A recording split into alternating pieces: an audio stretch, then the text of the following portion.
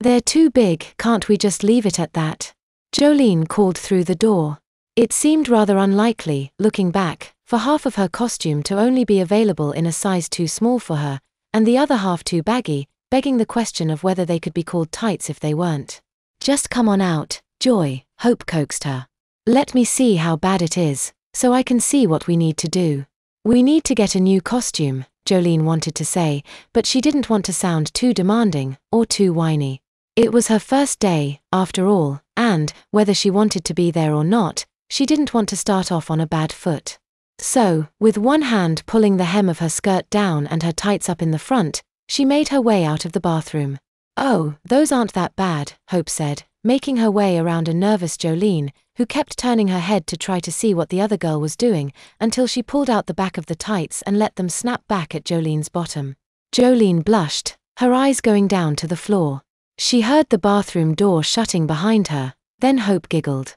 Sorry, Joy, couldn't resist. You just remind me so much of my little sister with that cute little penguin. Jolene began to open her mouth, to protest that Hope was an only child, before stopping herself. It had been 5 years, maybe that had changed.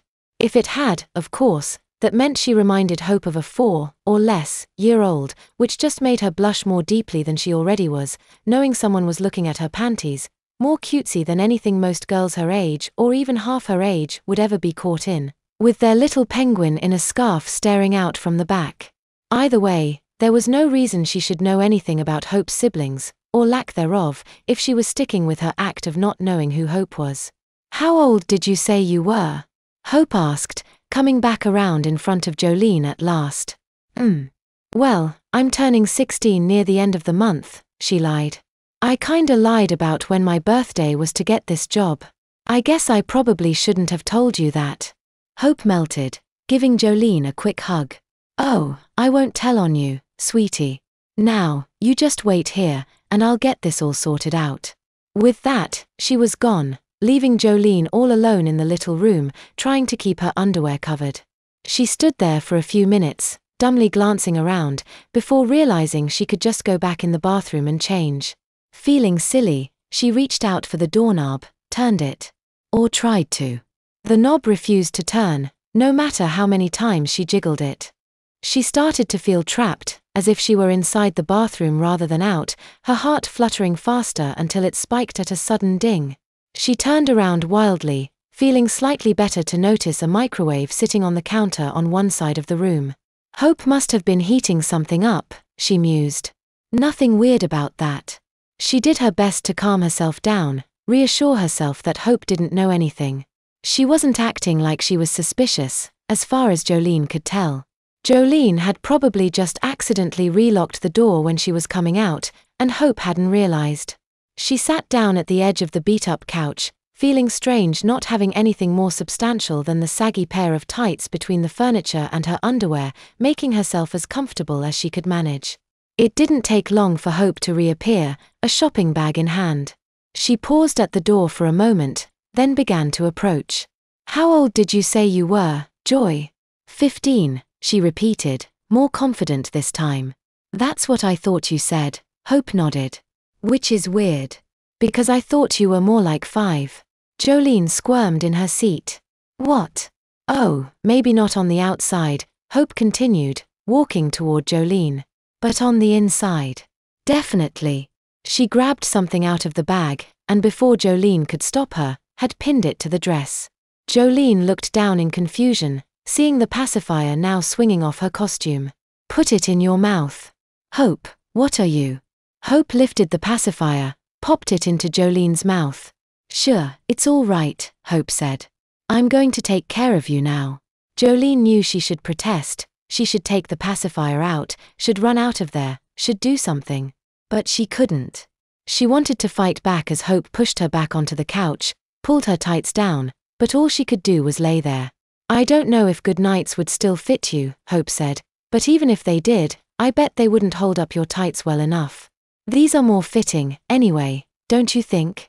Hope smiled, taking a package of adult diapers up, then tugging it open. I think this is what you really want. Hope took a hold of Jolene's panties. Jolene winced at the ripping sound that came from one side, and then the other. Those are adorable, Hope told her, but you're not going to need them anymore. Jolene felt something being slid under her, something thick and cushy, that her bottom sank into as her ruined underwear was yanked away. She could only manage a weak wriggle as the diaper was taped securely around her, then followed up with another one, then covered with her tights, which stayed up easily now, with the added bulk. Good girl, Hope cooed, patting the back of the diapers gently, pulling Jolene to her feet.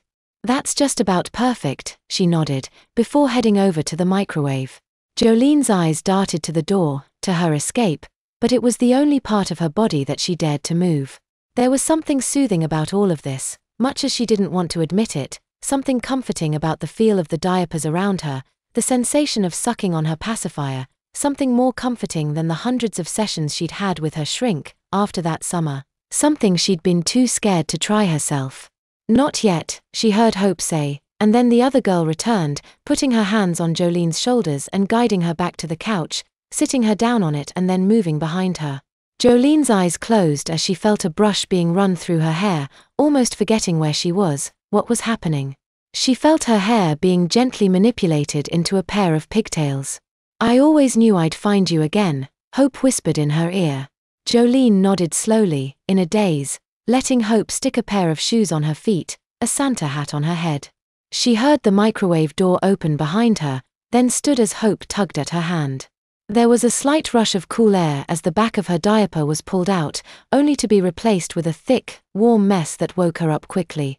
What are you doing? She demanded, finally letting her pacifier fall from her mouth, although it didn't fall far. Just adding the finishing touch, Hope said, letting the diapers and tights snap back into place, patting the rear again and spreading the contents. You look perfect now. She set a large measuring cup down on the couch, a bit of thick oatmeal still resting in the bottom, just as the rest of the contents were now resting in the bottom of Jolene's underwear. Don't spit out your parky. The pacifier was shoved back between her teeth, and then she was being led by the hand towards that door, the one to the rest of the mall. Jolene began to squirm, to fight against Hope's grip. She'd almost forgotten where she was, what was going on, but she remembered now, and she knew she couldn't let it happen. Stop it, she said, spitting out her pacifier again. Why? Hope asked. You're the little baby elf. You look adorable, sweetie, you're going to be so popular. And nobody will ever know how much you like it. I can't go out there like this, Jolene protested. But this is what you want, Hope smiled. And now, I'm going to give it to you.